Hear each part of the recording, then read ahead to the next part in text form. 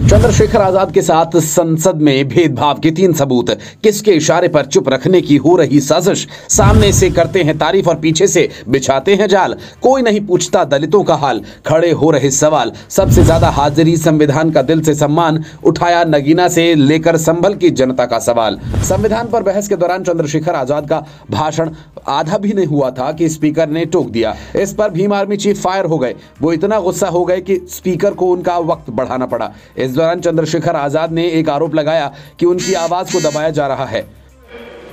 Sir, क्या दलितों को यहाँ भी बोलने की इजाजत नहीं? सर, अगर सबको 4 मिनट दे दो, ये भेदभाव नहीं चलेगा दलितों के साथ। Time is 4 minute, don't waste. भाई सर, आप क्या करो, अगर सबको 4 मिनट दिए तो आप मना करो, मैं बंद कर देता हूँ उसको। क्या दलितों को सबसे आखिरी में नंबर मिलेगा और बोलने का मौका मिलेगा? क्या मजाक कर रहे हैं सर आप? नो, ये all independent people are having only 4 minutes. You take sir, independent में अपनी पार्टी का मेंबर हूं सर, और जीत के आया हूं सर, किसी के दया में नहीं आया। Take 1 minute and finish. Sir, कल भी बोले तो एक दलित पार्टी के लोग, आप मौका दो सर। क्या वाकई चंद्रशेखर आजाद के साथ संसद में भेदभाव हो रहा है या फिर वो बस ऐसे ही आरोप लगा रहे हैं? तो चलिए कुछ सबूत आपको दिखाते हैं और करते हैं रियलिटी चेक।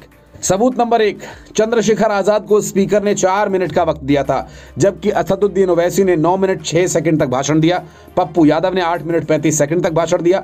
आपको जानकर यह हैरानी होगी कि ओवैसी भी अपनी पार्टी के इकलौते सांसद हैं और पप्पू यादव तो निर्दलीय जीत कर आए हैं।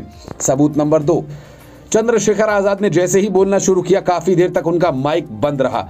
इसके बाद स्पीकर ने कहा, तब कहीं जाकर उनका माइक खोला गया। श्री चंद्रशेखर आजाद, धन्यवाद सभापति जी। आज हम संविधान की गौरवशाली यात्रा पे जो 75 साल की बात कर रहे हैं,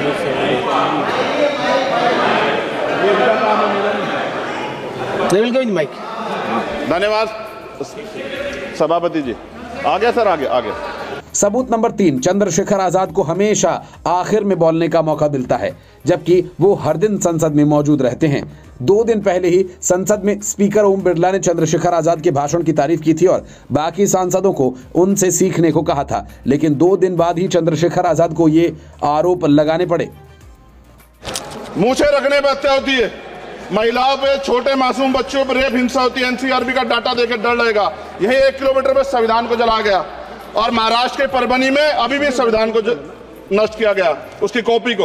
आर्टिकल 25-26 में संविधान में सभी को धार्मिक आजादी, कहाँ है दलितों की, मुसलमानों की, जैनों की, बौद्धों की, ईसाइयों की? छत्तीसगढ़ में सतनामी समाज को संविधान की अपनी धार्मिक आजादी के आधार पर जो है उनको अपमानित करके जेल में बंद कर दिया। संभल, अजमेर, अयोध्या सब इसका उदाहरण है। आज ये सरकार आलोचना डरती है। कितने लोग जेल में बंद है? मिरान हैदर, खालिद सैफी, उमर खालिद खान, सिफा खान, गुलफ्शा फातिमा और आजम खान साहब राजनीतिक विरोध में बंद है। हालांकि संसद में चंद्रशेखर आजाद जैसे वक्ताओं को तो समय ज्यादा मिलना चाहिए ही, क्योंकि वो अपने क्षेत्र की समस्याएं उठाना चाहते हैं, मंत्री से सवाल करते हैं, जबकि संसद में कुछ सांसद तो ऐसे हैं 5 साल में एक बार भी नहीं बोलते, संसद में भी कभी कभार ही दिखाई देते हैं। क्या ये नेता अपने हलके की जनता का अपमान नहीं कर रहे? अब जरा देखिए, पिछली बार वो कौन कौन से सांसद थे जिन्होंने संसद में एक सवाल भी नहीं पूछा। 17वीं लोकसभा में 29 सांसदों ने 5 साल में एक भी सवाल नहीं पूछा। इनमें सोनिया गांधी, अखिलेश यादव, शत्रुघ्न सिन्हा जैसे नेता शामिल हैं। सनी देओल ने एक भी बहस में हिस्सा नहीं लिया। पिछली बार जितने भी सेलिब्रिटीज सांसद चुने गए थे वो ज्यादातर संसद से गायब रहे। ऐसे में क्या जो सांसद संविधान की इज्जत करते हैं और संसद में 100% हाजिरी देते हैं, उन्हें ज्यादा मौका नहीं दिया जाना चाहिए? चंद्रशेखर आजाद ने जब से शपथ ली है तब से वो एक दिन भी संसद की छुट्टी नहीं करते। पूरा दिन दूसरे सांसदों को सुनते रहते हैं, लेकिन कभी बोर होकर बाहर नहीं जाते। वो हमेशा कहते हैं कि मेरे ऊपर बड़ी जिम्मेदारी है, मैं नगीना से सांसद जरूर चुना गया हूं, लेकिन हर मजलूम की आवाज उठाना चाहता हूं। और वो ये भी कह रहे हैं कि देखिए संविधान पर चर्चा के दौरान कैसे उन्होंने सरकार को घेरा। सरकार यहां बैठी है, सरकार सामाजिक न्याय की बात करती है। बताए कितने दलित मुख्यमंत्री बना रखे हैं आपने? 13 ज्यादा सरकार स्टेट में सरकार है। कितनी महिला मुख्यमंत्री है? आपकी सरकार ने सुप्रीम कोर्ट के आदेश के बाद रिजर्वेशन प्रमोशन में जारी नहीं किया, और ओबीसी को पॉलिटिकल रिजर्वेशन आप देंगे नहीं देंगे, आप बताने का काम करें। अगर आप भी चाहते हैं कि आगे से चंद्रशेखर आजाद को संसद में बोलने के लिए ज्यादा वक्त मिले तो कमेंट में जय भीम लिखें और स्टोरी को इतना शेयर करें कि लोकसभा स्पीकर तक जनता की बात पहुंच जाए।